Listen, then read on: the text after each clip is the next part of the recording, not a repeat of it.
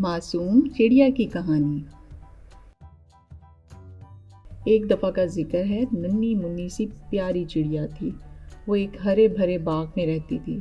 इस बाग में एक बड़ा घर था। इस घर के बड़े कमरे में एक बड़ी सी मेज़ थी। इस मेज़ के सामने एक आईना रखा हुआ था। चिड़िया रोज़ आईने के सामने आकर बैठती और फुदका करती थी। एक दिन अचानक इसकी नज़र इस आईने पर पड़ी। क्या देखती है, आईने में एक चिड़िया फुदक रही है। ऐसा लगता था कि हूबहू इसकी छोटी बहन है, मगर बोलती कुछ न थी।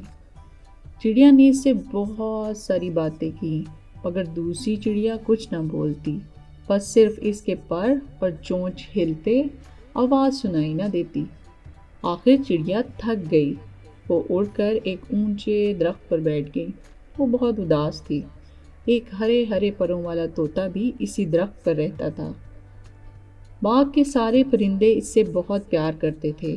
असल बात ये थी कि तोते मियाँ बाग के सारे परिंदों की मदद करते थे।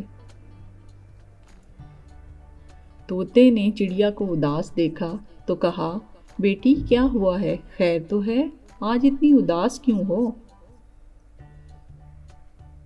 चिड़िया फुदक कर बोली, तोते मियाँ, मैं एक नन्ही मुन्नी सी चिड़िया से मिली। मैंने इससे बातें करने की बहुत कोशिश की, मगर वो एक लफ्ज़ ना बोली। मैंने कोई बुरी बात भी नहीं की। हाँ, इससे 2-4 मीठे अल्फाज ही तो बोले थे। मियाँ मिठू बहुत सियाने थे। वो टें टें करके बोला, बेटी मुझे बताओ तो वो जगह कहाँ है जहाँ तुम इस चिड़िया से मिली थी? चिड़िया आगे आगे चली और तोता इसके पीछे पीछे चला। दोनों उड़कर घर के बड़े कमरे में शीशे के सामने पहुंचे। चिड़िया ने मियाँ मिट्ठू को बताया कि वो मुन्नी चिड़िया यहाँ पर मिली थी। अब दोनों ने शीशे में देखा कि एक तोता इसकी शक्ल का आया। फिर चिड़िया को अपनी जैसी प्यारी सी चिड़िया दिखाई दी। मियाँ मिट्ठू समझ गया। अब इसे असली बात समझाई कि ये एक आईना है, इसमें शक्ल दिखाई देती है। आईने के सामने जो चीज़ रखोगी वो हूबहू वैसी नज़र आएगी जैसी वो हो। अब असल बात की चिड़िया को भी समझ आ गई। वो मियाँ मिट्ठू से मुस्कुरा कर बोली, मियाँ मिट्ठू, अब मैं समझ गई। ये आईना है, इसका काम भी समझ गई। अब मैं चलती हूँ, आदाब।